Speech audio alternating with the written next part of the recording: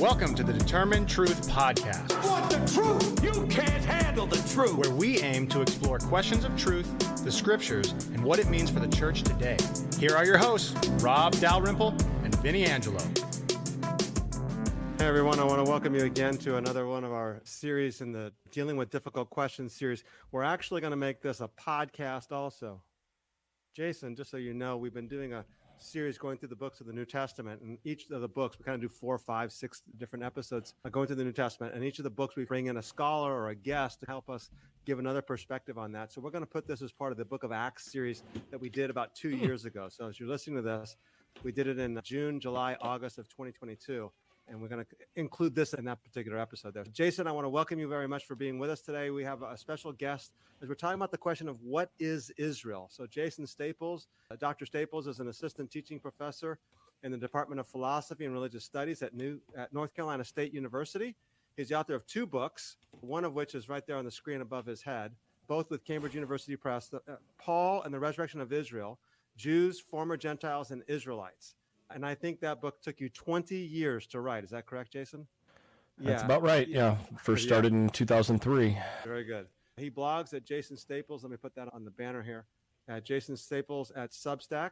So you can follow his blog if you want there. Jason, welcome, and thank you for being with us today. Great. I'm very glad to be here. Good, good. So let me preface the conversation this way, because I want you to tell me that I'm right, and then help me. Okay, I didn't tell you I was going to say that beforehand, but that's part of the deal. Tell me that I'm right, and then say, yeah, and I think we can, and what you're going to say is helping us nuance and maybe even fine-tune it better. How's that? If I'm wrong, this will be a short interview. So, Jason, when I teach the New Testament, I think you and I agree on the basis of this here. I usually start with the Gospels and say the New Testament is bringing the fulfillment of the Old Testament story to its fruition in Jesus. Jesus is the fulfillment of these great covenant promises that are beginning in Jesus, the coming of the kingdom of God. Then when I move to the book of Acts, and Paul suggests that the coming of the Spirit is actually the key evidence in Acts and in Paul that the kingdom of God has indeed come. This, of course, then leads to the questions that people ask about the modern church and what do we do with Israel and the Jewish people, and is there still a role for them? And what I usually present is that the New Testament people of God, and I like using people of God instead of Israel and church, because that makes a unity between the two, whereas there's continuity, I believe, between the Old Testament people of God and the New Testament people of God. So when I look at the New Testament people of God, I look at them and say, Paul says explicitly, and you deal with this at length in your book, that the church or the people of God, the Gentiles have been grafted into the tree of Israel. And thus, when it comes to the Jewish people and Israel today, I say that the role for them is through Jesus. But I look at that and say, that's because the church has become Israel. But then I read your book, which took me a while, by the way. I hope it wasn't. Okay. And it seems like it took me a lot longer to write it. Yeah, I know. I can feel your pain. I can't feel it as much as you can feel it, but I can feel your pain. I just finished a commentary on the book of Revelation, and what a work that was. But nonetheless, you come along and nuance that a little bit more by saying the church isn't grafted into Israel and it doesn't become Israel. Or say it this way, the Gentiles aren't grafted and become Israel. They actually are Israel. Is that correct? Fair? Is that a good understanding of what you're saying to that? Yeah, so I would nuance that a little bit because I think, first of all, when we're talking about the word church, we have to remember that's ekklesia in Greek. And every time when we see ekklesia in the Hebrew Bible, ecclesia appears all the time in the Torah, and it's a description for the assembly of Israel, the Kahal Yisrael or the Kahal Adonai, and or the Adat Israel, Adat Adonai. You get those are all translated with ecclesia. So that language already, when you get this language of the assembly, and this is not just like an assembly, it's the assembly in a lot of these cases. And Jesus talks about my ecclesia in Matthew and all of this. That's already looking back to the Torah and the idea of a unified people of Israel that is the people of God. And so one thing we don't see at any point in the New Testament is this idea that Gentiles, like the Gentiles especially, have become the church. You consistently have, as you said, this notion of ingrafting where you have a combination of remnant theology, where you have the remnant of those who are faithful, which then gets mapped onto those who follow Jesus because of several things we can talk about later. I think that actually largely maps on, or that largely depends on a specific reading of Deuteronomy. Jesus is the prophet like Moses, who you must listen to him or you will be cut off from the people. That's what it says in Deuteronomy 18.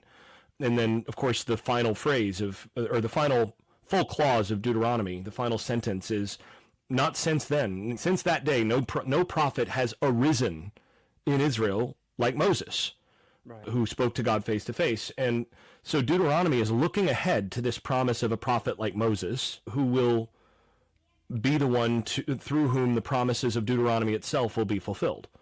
And the earliest Christians obviously think that's Jesus, right? That's what's going on in the New Testament, is that they're saying the promises of Deuteronomy, which have to do with the reconciliation of Israel as a whole people to God, and the restoration of Israel to fidelity, to the love of God. First of all, you read Deuteronomy 30, verse 6, and it says, I will circumcise your hearts, or in the Greek, I will purify your hearts, and you will love me so that you may live. Because the promise is that in Deuteronomy is the command is to love the Lord your God, to love Adonai. And if you love Adonai your God and you obey him out of that love, then you will live.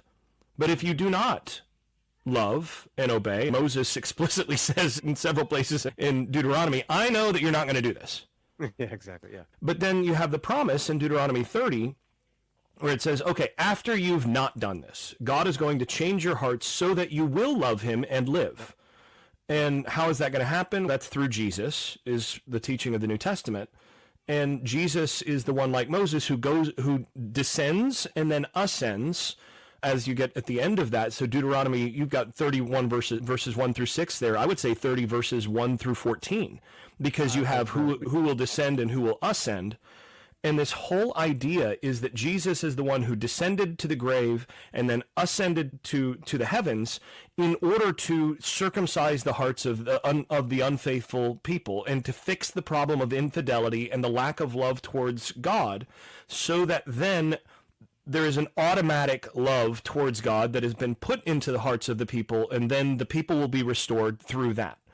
Now, this is just basic stuff out of standard interpretation of Deuteronomy through Isaiah, Jeremiah, Ezekiel 36 through 37 is really central here.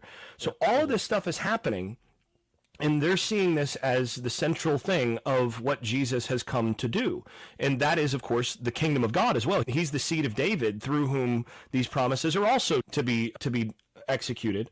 So all of this has to do with this promised restoration of Israel. Now, and by the way, you mentioned Acts. This is, of course, in the Acts thing. Acts chapter 2, that's central to this, because that's on the day of Pentecost. Okay, it's on the day of Pentecost. The reason that's on the day of Pentecost is the day that celebrates, that commemorates the day that Israel is at the mountain, and the voice, that God comes down on the mountain, and the voice speaks from the mountain and gives them the Torah. But on that day, they were invited up onto the mountain.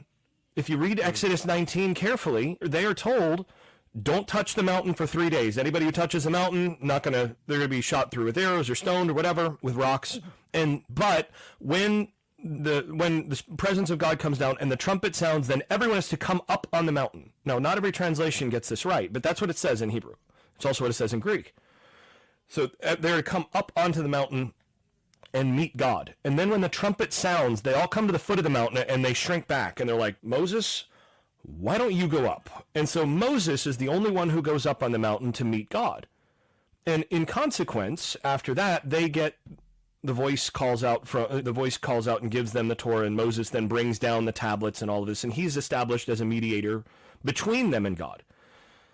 That's a contingency. Right? If they go up onto the mountain, yes, they go into the fire and they essentially die, but they also receive the life of being in the fire.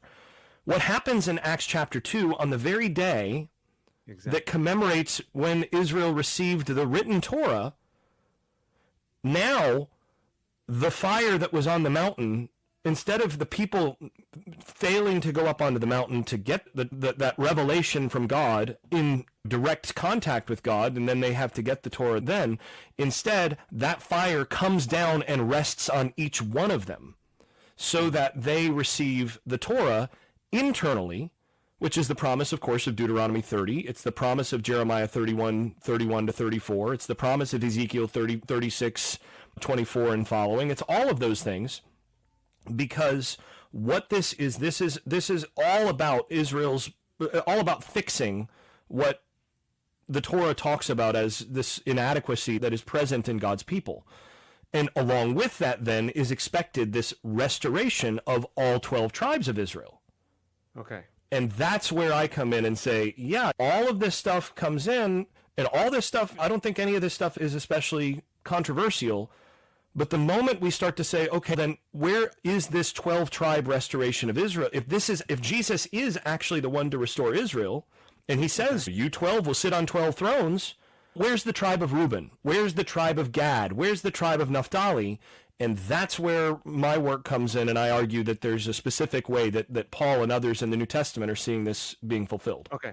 So let me interrupt you just really quickly here. That's a really good framing of the conversation. So let me go ahead and read Jeremiah 31:31, just to give everyone the framework. I think that'll help the conversation. It says, "Behold, days are coming, declares the Lord, when I will make a new covenant with the house of Israel and with the house of Judah." Okay. Now the problem for that becomes, and I think this is what you're solving, the problem becomes by the time you get to Jesus, even Jeremiah's day, by the time you get to Jesus, there is no house of Israel. The house of Israel is the northern tribes. They don't exist. They were dispersed by the Assyrians, and they intermarried with the various populations, and they're really, unless the Samaritans have the rightful claim to being such. But even they would only be two tribes. Okay. So right? Explain that. Yeah, and that passage is what launched this entire project back in 2003. So I was in a prophets class, actually, as an undergraduate with Bill Lyons, actually, and I did my term paper on Jeremiah. We had to choose a prophet, choose some passages, and do the term paper. And I chose that because I was familiar with it. And I'd noticed when we were going through Jeremiah during the semester, I was like, something's off here, because I realized by reading some other stuff, he says the house of Israel. Like, what? And in the New Testament, they're doing something funky with this, because it looks like they're like applying this to the nations, which this doesn't have the nations involved at all. If the new covenant's with Israel and Judah, but the nations aren't mentioned, how are they doing this in the New Testament? So I got really interested in that question. And that is exactly the problem is, okay, even in Jeremiah's day, we're 150 years plus after the destruction of Samaria. And which is the capital of Israel. And we're a solid close to 200 years after the destruction of the Transjordan tribes and the Galilee and all of that under Tiglath-Pileser III. There's been, and we know archaeologically, by the way, that in the Galilee, like the tribes of Naphtali, Gad, and that area, about 90% of the population in the Galilee disappears in the 8th century BCE. They're just gone. The city of come in and conquer the northern tribes, and 90% of the people are gone. Okay. Yeah. Now, that's not true in the central area of Ephraim and Manasseh, which is where we get the Samaritans from, is they claim to be descended from the Joseph tribes, but they don't claim to be descended from the other tribes of the north. Okay. So you don't get that there's no claim that they're from the tribe of Dan or from Reuben or Gad or Asher or whatever. Okay. We don't see that claim from the Samaritans. They just claim to be from the Joseph tribes. That, even if they do have claim to be part of the northern kingdom or the remnant of the northern kingdom, it's not the remnant of all 12 tribes. And so that's important to remember. And so by the time we get to Jesus' day, and really even by the time we get to Jeremiah, the tribe of Reuben's gone. Okay. They're out there somewhere. And there's early Jewish literature that is exploring the question of, okay, so we got these promises. They got to be out there somewhere. Where are they? So you get like at 4th Ezra, for example, that has this idea of the Sabbath River, and they're out there in the east somewhere, and the faithful remnant of these groups is out there, and they've maintained their special identity in exile somewhere out there. We just don't know where they are, and one day, then God's going to miraculously bring them back, restore all of this. So that's one option. There are other options, too. I found a book on Amazon, by the way, on the 10 lost tribes. Is that going to be helpful? Okay, maybe not. Sorry. Depends on which one. There are a lot of those. But the thing is that 10 lost tribes, actually, there is a kernel of truth in that these prophecies are all dealing with the restoration of all 12 tribes, and certain representation from some tribes is long absent. These tribes are effectively extinct as far as anybody can tell, as far as anybody knows, by the time even that you get to Jeremiah, and then certainly by the time you get to Jesus, that's gone. So then Jesus comes and says, you 12 will sit on 12 thrones judging the 12 tribes of Israel. And I don't think people appreciate the enormity of that claim. Oh, yeah. The gravity of that claim. Luke 22, right?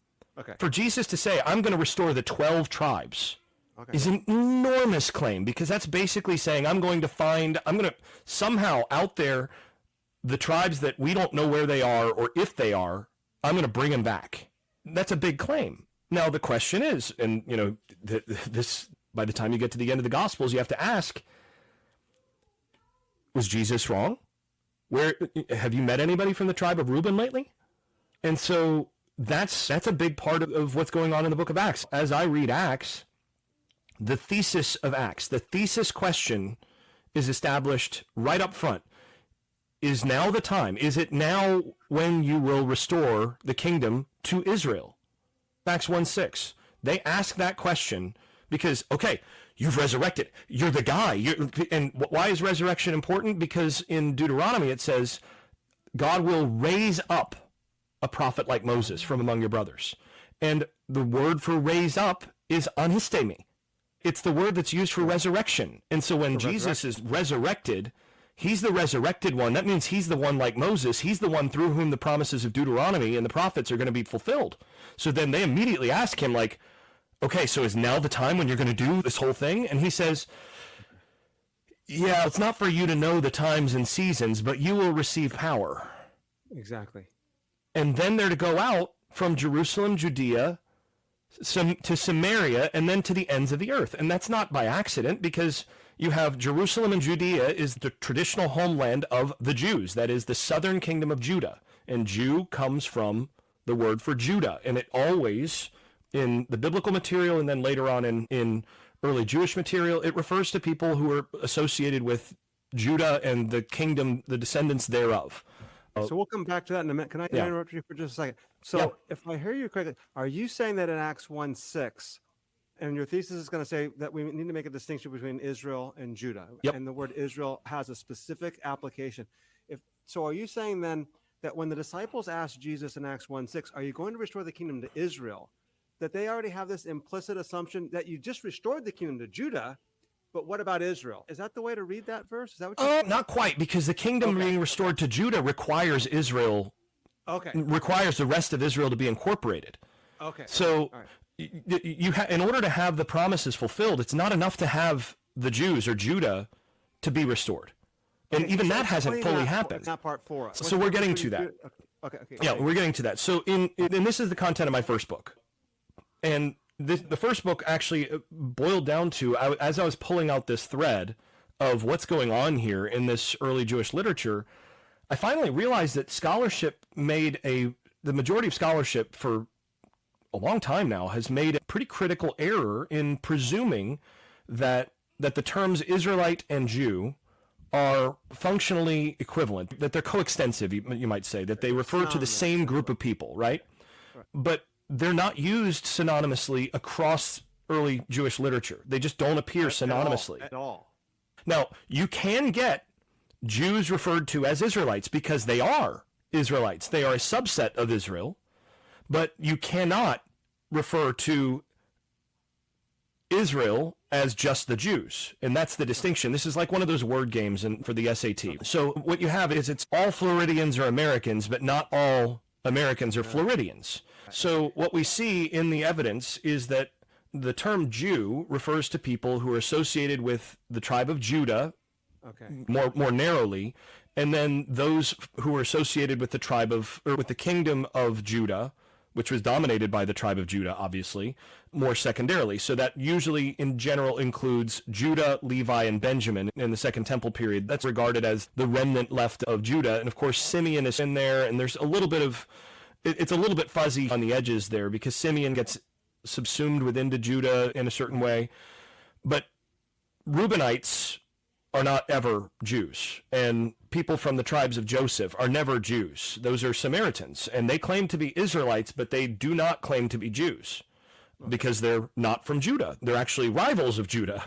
So let me make sure that I want to make sure our listeners are tracking with these, because I'm tracking because we've discussed this before and I've read your book. So the word Israel came to mean Jacob, a particular person. but then it came to be a designation for all 12 tribes during the reign, especially of the kings of Saul and then David, and Solomon. And then after Solomon, there comes a division. The kingdoms are divided between his two sons. So the northern 10 tribes, if I can just say 10 for now, become known as the kingdom of Israel, and the southern 2 tribes become known as the kingdom of Judah. And what you're saying then is the word Jew and Judah are exclusively used only for the southern tribe, whereas the word Israel can refer to either the northern 10 tribes or the whole thing, including the southern tribes of Judah. In other words, Jews can be included in Israel, but not all Israel are Jews, because some are members of the tribes of Reuben or Gad and Asher and things like that. And the surprising thing, given the way that this has been overlooked within scholarship for so long, is the degree of consistency that you see within the sources in this respect. And it's actually remarkable. It's really this is critical to your thesis, I think, isn't it? Yeah. And so once you start seeing Israel language showing up in the New Testament, that's important, because that means that they're not limiting themselves just to Jews. Okay. You have, by virtue of that language, within Israel, there's always the implication of non-Jewish Israelites. And I know that sounds really foreign to most people, because it's just in the modern world, Israeli. Well, interesting thing, the truth of the matter is, in the modern Jewish state, in Israel today, not all Israelis are Jews. Okay, explain that. You have people who are Druze, right? You have Arabs. About 20% of Israeli citizens are Arab Israelis who are either Muslim or Christian or Druze or something else. There's 20% of Israelis are non-Jews today. I know it's hard for people to wrap their mind around, because a lot of people think of the modern state of Israel as a Jewish state and it's all Jew. No, it's not. And the same way in the ancient world, the presumption was that Israel was a larger category like this. And Jews might be the dominant category within that during specific periods. They certainly were under David and Solomon, but they're not the whole. And so then when you start talking about the restoration of this larger people of Israel, especially when some of the representatives of these tribes aren't in view, they're either out there somewhere where nobody knows, or they've been subsumed in some way.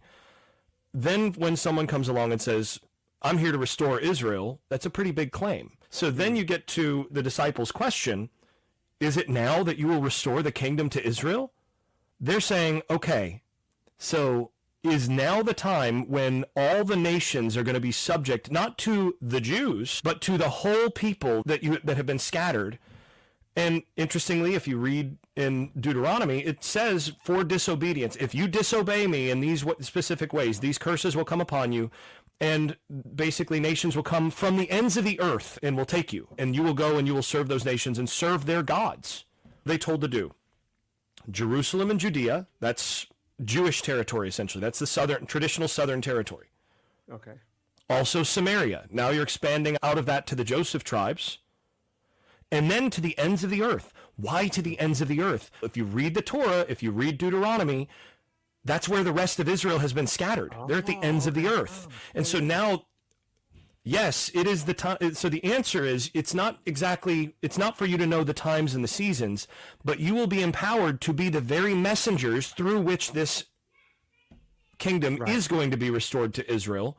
Right. And that power is then given in Acts 2, which then is the initiation of Deuteronomy 30. And from there forward, you have this expectation of them going out to regather the people of God. And at that point, when the people have been restored, they've received this, when all these people have received the Spirit, and this is why the gospel has to go to all nations, is because the idea is that Israel has been scattered among all nations to the ends of the earth. The gospel has to be proclaimed within all nations so that Israel may all receive the Spirit, and then all things will be put under his feet, and then you're going to see the kingdom restored to Israel in this way. That's the central idea, I think, in the book of Acts, and Acts, I think, is a good reader of Paul in this respect. And my book is not dealing so much with Acts, but it's dealing with what Paul's doing, basically a generation earlier than what Acts is writing. He's writing about Paul in the second half of Acts, at least. But that's the basic idea, is that this restoration of Israel, and by the way, if you want to read where they're getting some of this of going to the ends of the earth are coming from, it's Isaiah 66. right? In Isaiah 66, what are they told?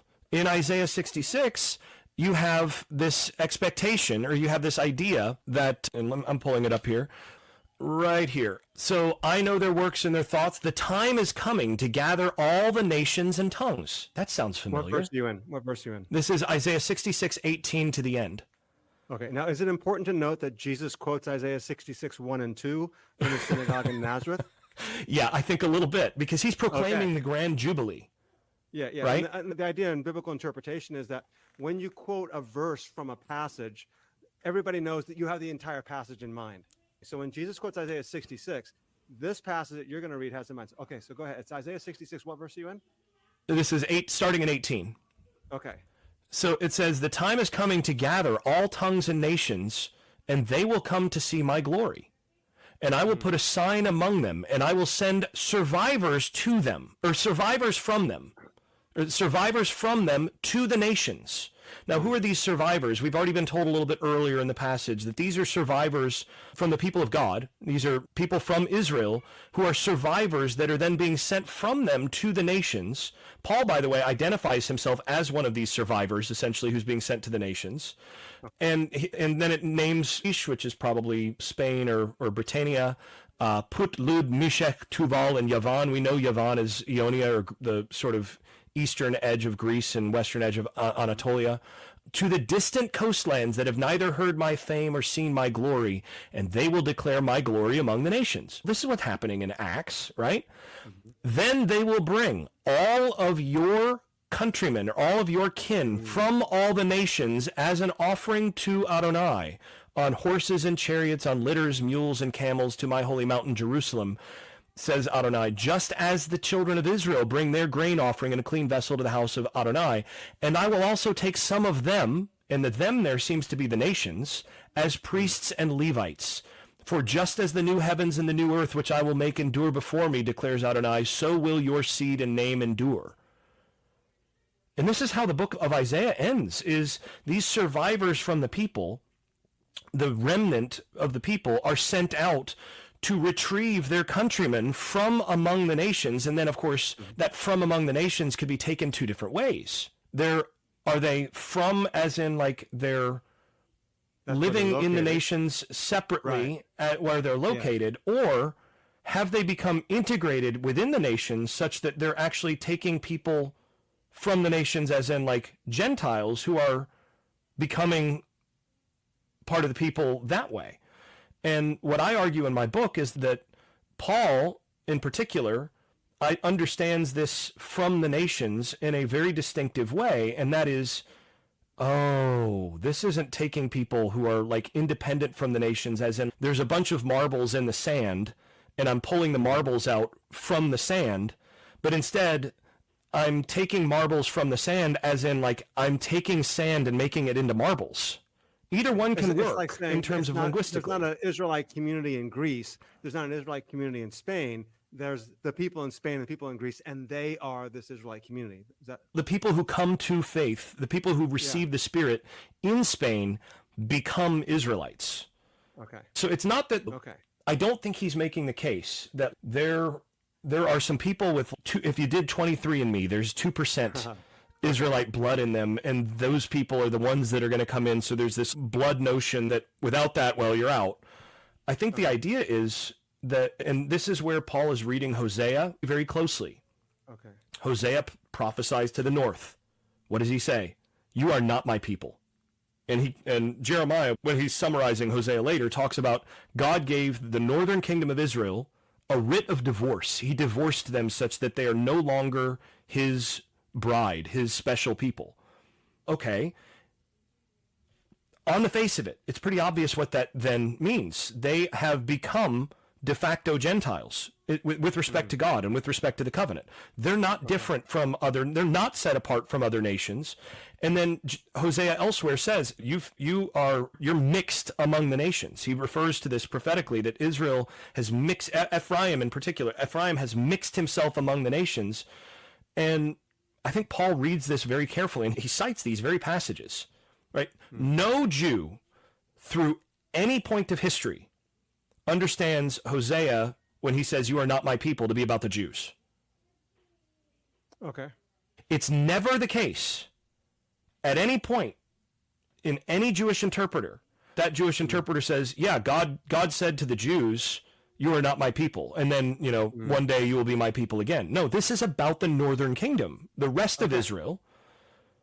Jews, according to Jeremiah, didn't receive their writ of divorce, though they ought to have, he says. But then Jeremiah says, this is Jeremiah 3, but you guys made your northern sister Samaria and Israel look better by comparison to what you've done, so God's going to go and get them back. Okay. But how's this going to happen if they've mixed themselves among the nations? And I think what Paul argues, what he understands has happened, is that they assimilated. You mentioned this was a Syrian policy. You resettle all these people in small enough groups across your empire that they eventually assimilate, and 3 generations from now, it's like in the United States. Somebody comes from Cuba in the 1960s. My roommate was the son of 2 Cuban immigrants from the 1960s. He married one of the whitest Irish descended women I've ever met. And their children, they're half Eventually Cuban, they're not going to be Cuban, though. And then one generation from now, there's going to be no differentiating whether there's Irish or Cuban or whatever. They're just Americans.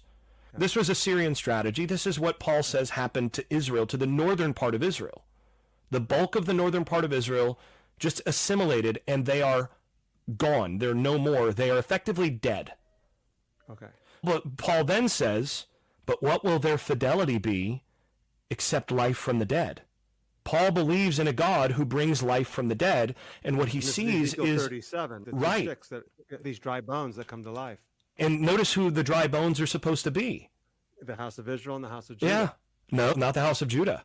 It says these dry bones are the whole house of Israel. Doesn't say they're Judah. Later on. The 2 sticks later are. Yeah, okay, yeah. But the 2 sticks can only be rejoined once the dry bones, which are the whole house of Israel, are resurrected. Okay. Very good. And Paul says, look, I believe in a God who raises the dead. So the people, this part of the people died. They're gone. They're among the nations in that the nations swallowed them up. But guess what? Just like the Messiah that God sent us, being swallowed up in death is the means of victory and the means of redemption that incorporates more victory and more life than you ever imagined. Because now, as they come to have the Spirit, because it was promised to them, but if it was promised to them and they got subsumed by the nations, now, since they're in the nations, guess who also has access to the same Spirit? The promise now is going to apply to whoever will receive it from the nations. And those who receive it from the nations are the resurrection of the people of Israel in that respect. And they are regrafted. They're engrafted into olive tree of Israel, along with the remnant of Judah who never left. And this is the prodigal son story as well, right? Jesus preaches the same thing. You have 2 sons. Okay. Yep. They're the 2 houses. Luke 15, one son goes out and he's out with the pigs. Who has pigs, right? This is not Jewish land. He's out among the nations. And when he comes to his senses, he returns, and his brother goes, him? But the message here is you have the 2 brothers. You have the older brother is Judah in this case, and the younger brother who stayed, and the younger brother is Ephraim or Israel, the northern kingdom, and they both need to be there. But now the northern kingdom comes in, and for what it's worth, the southern brother, Judah, in this case, everything is his. All that I own is yours. But now he also takes in the responsibility to look after his brother. His brother now comes in, and now his brother becomes united in the family, even if whatever inheritance he may have all the inheritance is brothers, but he now participates in it under his brother in that sense. You see this concept over and over again. And by the way, what does the father say when the son returns? My son who is dead. Yeah, that's right. Is alive again. Yeah. Is alive.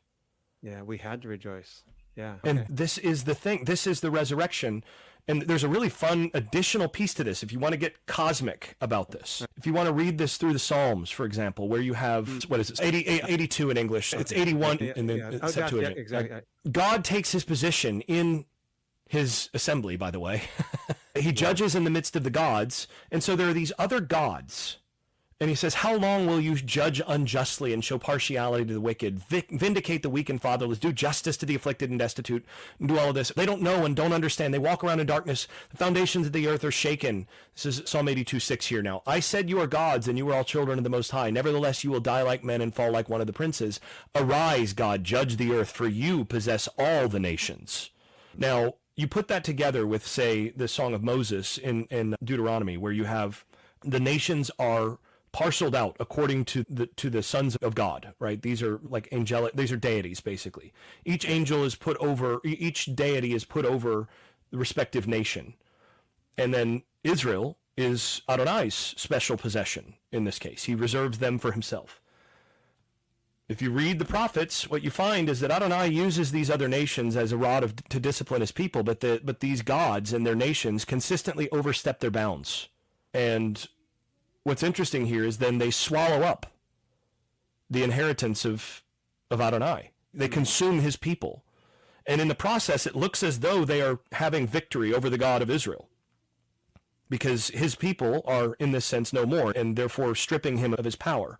But here's the thing that I think Paul is doing, and I think you see this in a couple other places in early Christianity, where the trick of this is that by being swallowed up by these deities and their peoples, now Israel is among their peoples, and the promises to Israel now apply to their peoples too. So now Adonai has authority over all the peoples, over all the nations, and over all the gods, so that the resurrection of Israel is actually the means of the full victory over all the other gods. And so Israel, in this sense, replicates the death and resurrection of the Messiah. That the victory of God is by himself and by his own people descending into death. And then It's Ghostbusters. You've got this scene. You've got in one of the Marvel movies or whatever, where you allow the beast to swallow you, and then from the inside, whoosh, you burst out, and now you have the victory. This is the narrative that's happening here. That Jesus, and not only Jesus, but also in an imitation of that, the people for whom he came to save are consumed in death, and then in that death are and receiving the promised resurrection life from that. This is ultimate victory over death and over all of the other gods and over all of the other peoples, by all of those peoples coming under the authority of the God of Israel and being incorporated into Israel as they receive the Spirit. Hey everyone, we want to thank you for joining us on today's podcast, and we want to remind you that everything we provide at Determined Truth is free of charge, and this even includes all of the teaching that Rob does on a weekly basis to pastors in India and around the world. We don't have any supporters that get special behind-the-scenes access, but we can only do this with the generous support that comes from those of you who can afford to give. So if you would prayerfully consider supporting us with anything from $5 a month or more, we will continue to work hard to challenge the church to be the church. To give, go to determinetruth.com and click on the Give tab, or follow the link in the show notes. So let me ask you a couple rapid fire questions a little bit, get some brief answers. We're just getting close to the end a little bit. And then if you're watching online, again, you go ahead, feel free to use the comments box to ask us any questions as we go. So very briefly, let's look at Acts, Romans, and Galatians. Just give me and I want to get to the modern day issue in Israel, Gaza, if we can, for just a few minutes. Yep. So when it comes to the book of Acts, then what's happening is the pouring out of the Spirit, which is Ezekiel 36. I'll give them my Spirit, and I'll take away the heart of stone. I'll give them a heart of flesh. And that's Acts 2. And that's this fulfillment happening in Acts 2 of the restoration of Israel. Yes? It's the first step of it, of the Torah being written on their hearts, right? And then the regathering begins with that step. Okay. We go to the books of Romans and Galatians, and just kind of help us put those two books in context. I know that they're massive things, and you wrote 900 pages on that. So in a couple minutes time, say, this is the debate this is Paul's basic argument in 2 or 3 minutes in Romans, and this is Paul's basic argument in Galatians, if you see a distinction between those two books. So I think I'll put them together. Okay. The basic idea I think that he's doing is he argues that Israel, and I don't think he needs to argue this, I think it's presumed within the majority of among the majority of early Jews, that Israel needs restoration still. that the promises promised to Israel in terms of the full restoration and the subjection of the nations and the 12 tribes returning and the full obedience to the God of Israel and all of those things, all of that stuff needs to happen. Now, there's some debate among early Jews about how exactly that's going to happen, and there's a variety of different ways that's envisioned. In one respect, they fall into two camps. One of them is that Israel, whatever remnant of Israel is around still. And so in the Dead Sea Scrolls, they identify themselves as Levi, Judah, and Benjamin in that order. And they see themselves as the vanguard doing this. And the idea is the remnant of Israel that remains needs to adequately repent and reach a point of justness or righteousness, doing justice, the things that God requires, to the point where now, as that righteous people, the promises that God has had, this is the Deuteronomy 10, circumcise your hearts command. Okay. So we're going to circumcise our hearts, and we're going to, by following the law correctly, following Torah correctly, we're going to initiate the divine restoration of the whole people of Israel, which is going to be this eschatological vision of all 12 tribes and the nations being subject to the 12 tribes and all of this.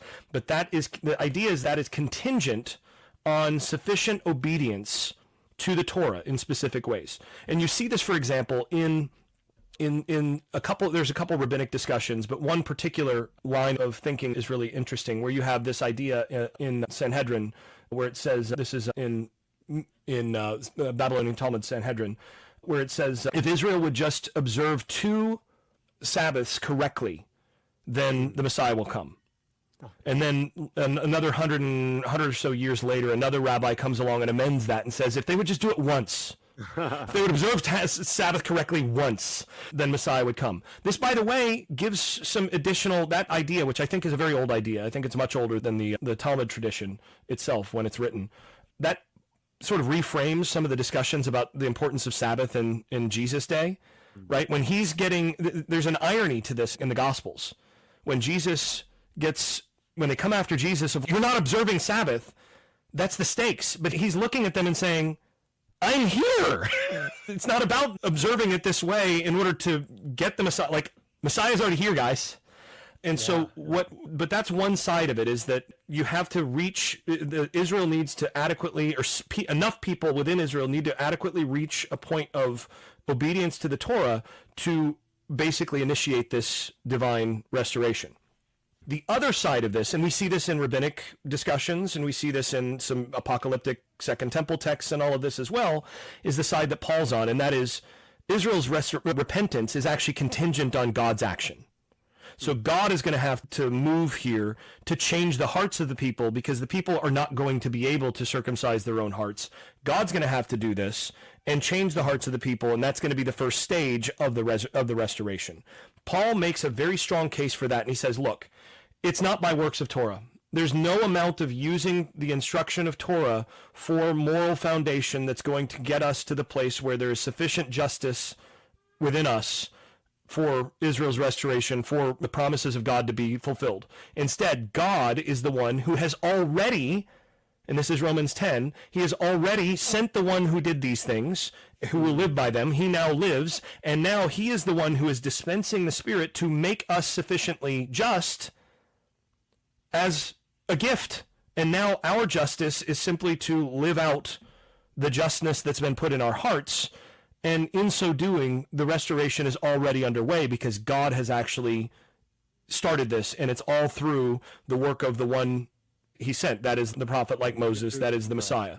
So that's basically, I think, the central message of Romans and of Galatians is God has initiated the righteousness of his people and has begun regathering his people through the outpouring of the Spirit, which is dispensed by the faithful Messiah, who is sent to make the people just or righteous in a way that they couldn't otherwise. So I think that's his basic idea, and this is central to then the restoration of Israel as a whole. And that's Galatians 2, verse 16. A man's not justified by works of the law, but through faith or the faithfulness of Jesus Christ. Yep. That's, we become this righteous community, justified community, by the faithfulness of Jesus Christ. Okay. And his faithfulness becomes our faithfulness because his spirit comes into us and works out his faithfulness in us. So his faithfulness in the sense of how he lived and how he died, that faithfulness is the means by which we then can receive the same faithfulness that we then live out. That's the idea. And let's go another step with that also here, and that is, and we live that out by dying with Jesus or dying in Jesus. It's participation. We're participating in the dying of Christ. That's this carry your cross and follow me idea. It's a tremendous call. If we suffer with him, we will be glorified with him. If we die with him, we will live with him. That's the idea. Jesus doesn't just, for Paul, Jesus doesn't just die for us. He dies as us, and we must die with him. I brought it up myself in the statement that I made earlier, and this can be offensive to Jewish or Messianic believers to say, what does this mean for the Jewish people today? So I think the first thing to emphasize here is that something that Paul himself emphasizes, and that is that the gifts and callings of God are not taken back. They're irrevocable. And he emphasizes that those who are Jewish, those who are born into Judah or who are born Jewish, remain elect. By nature, by virtue of birth, and by virtue of the promises to the ancestors. I don't think he goes back on that at all. But he also does have the warning that if they do not persist, if they persist in infidelity, if they don't obey, if they don't fulfill Torah, and it's interesting, he puts it in those terms, if they don't actually do the Torah, this is Romans 2, and he also goes back to that in Romans 11, if they don't do the Torah, if they're unfaithful, then they will be cut off from the people. So they're born in, they're elect, they're natural branches of the tree, but they can be cut off and they can be removed for disobedience. And I don't think that's especially controversial within the Jewish tradition.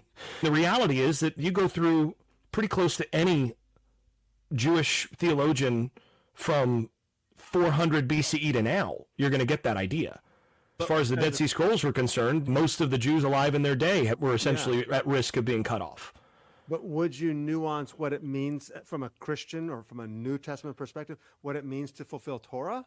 Yeah, that's the thing, is that for Paul, he says it that way, but he also then says that Torah ultimately only is fulfilled correctly and properly by following the one like Moses. Yeah. Where, if you're going to follow Torah correctly, you have to follow Deuteronomy 18 correctly. Okay.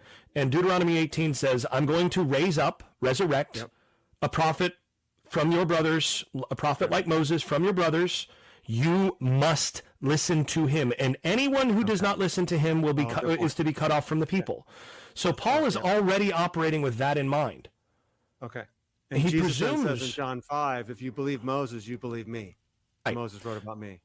So he presumes that's in play, but he does believe that Jews in general are born elect. They're born holy. They're born with essentially an advantage, a head start. Okay. But again, he says that head start doesn't ultimately hold its value if fidelity is not maintained.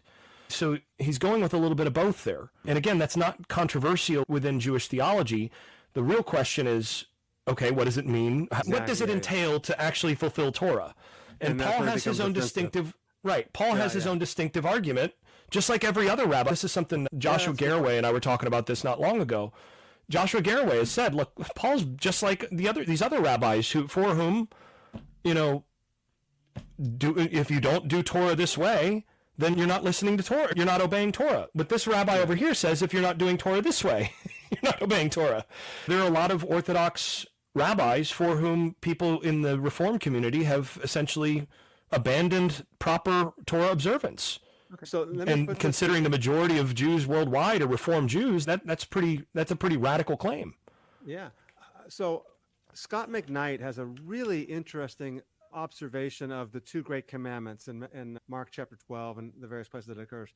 And one of the things that he points out is that hey, what's the greatest commandment, teacher? And here's this, it's supposed to be a trick question. What's the greatest commandment? And any 3-year-old Jewish child is going to know that the greatest commandment is, Hear, O Israel, the Lord your God is one. And McKnight goes, well, how's that a trick? Yeah, it's the Shema. How's that a trick question? How are they trying to trap him? And his argument is that Jesus had apparently been saying, and they were trying to see if he would take the bait, that he was the Lord your God to whom you are to worship and serve. As Paul says in Romans 10, everyone who calls in the name of the Lord will be saved. And Jesus said, hey, that's me. And that makes sense because after Jesus says the answer is, hear, O Israel, the Lord your God is one. Oh, by the way, you should also do the second one, which is love your neighbor as yourself. And they're like, oh, he didn't really answer the question the way we wanted him to.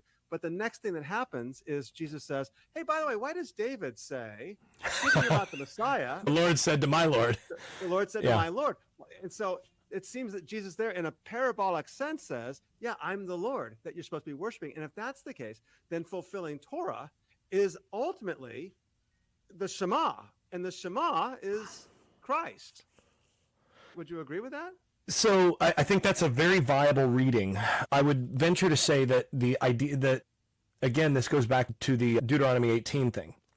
Okay. If you're going to love the Lord your God correctly, then, and again, I'm going to read this here, I will raise up for them a prophet from among their countrymen like you, and I will put my words in his mouth, and he will speak to them everything I command him, and it will come about that whomever does not listen to my words that he speaks in my name, I myself will avenge it. I will avenge him. So that's an easier way of making the same point, I think. Actually, and maybe even a better way. If Jesus is claiming to be the one like Moses, then he's saying, I have the authority to speak in God's name. To say something in my name is an enormous... Again, we see that language so frequently that we are almost inoculated against the enormity of the claim. But that's basically, Moses has made God to Aaron. Yeah. You will be like God to him, and he will be your prophet. Jesus is claiming that he's like Moses. He has become like God to the people, and now he's going to give the word that the people must listen to, period, in the same way that Moses did. And he says, Moses spoke of me. Excellent. When did Moses speak of him? This is, I think, the key passage there. Yeah. So yeah, this is an important thing. Now, there's more to this that I think you wanted to get to, and we have, I don't know how long this runs, but... We have about another minute. So you want to jump into it or not? So you wanted to jump into the Gaza thing of how this plays out in terms of that. All I'll say on that, or where I would start on that, is I think it's important to understand that the default Orthodox position from the beginning of Zionism on has been that the modern nation state of Israel is not the fulfillment of the eschatological promises to Israel. That's the default Orthodox position. Okay. And it has been. When you say Orthodox position, who are the... Because are you talking from the time of Theodore Herzl? Well, Herzl wasn't... Herzl... Yeah, I'm talking about... So once you have Zionism established, first of all, you got to remember, the people who were the first Zionists were by and large... more secular Jews. They were secular rather than the whole notion of getting this nation state back together was not a matter of fulfillment of promises. It was a matter of pragmatics to say, look, the world has become an even more dangerous place for Jews than ever before. And if we don't, given the nationalism that has been going around and the rise of all these nation states, and we're in this awkward position in all of these nation states now worse than ever before, if we don't end up getting a nation for ourselves, then things are going to get really bad. Okay. And initially, the Orthodox rabbis, and again, this requires some understanding of the difference between Reform Judaism and conservative Judaism and Orthodox Judaism, but the more traditional Orthodox rabbis, in general, rejected the whole notion. And they said, no, this is actually... Only the Messiah can bring us back. This is impious. This is the wrong way to go because it's we're to be faithful and wait on the Messiah to bring this restoration.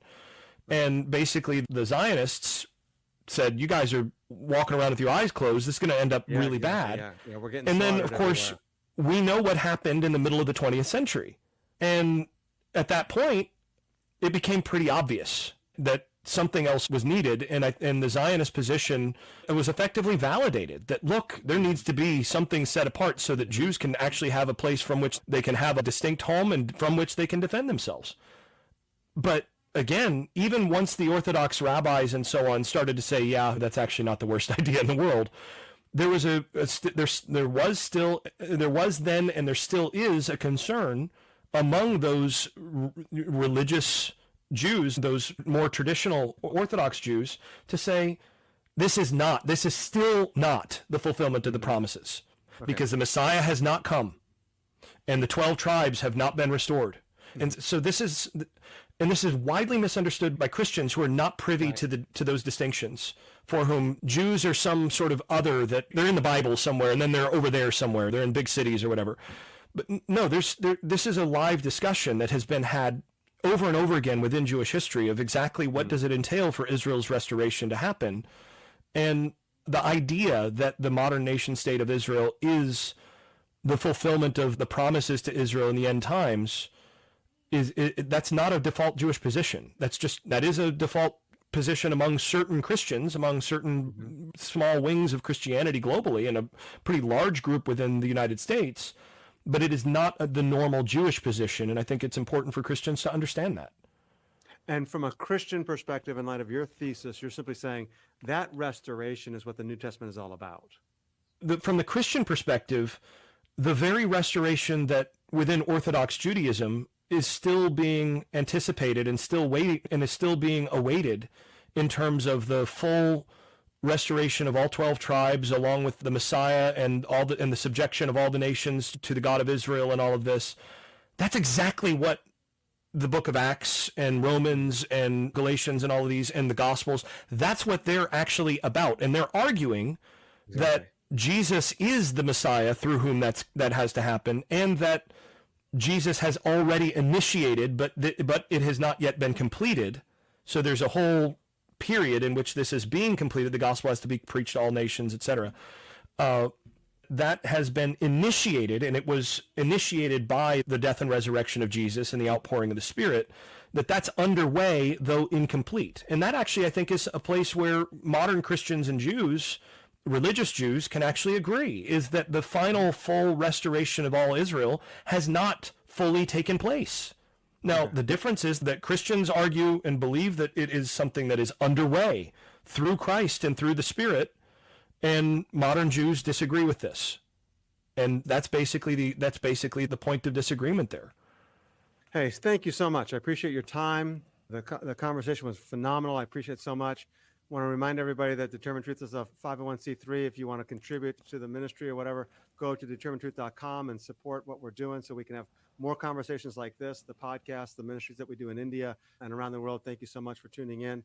And thanks again, Jason, and I really appreciate it. What a great pleasure. And thank you so much for the invitation. Thank you.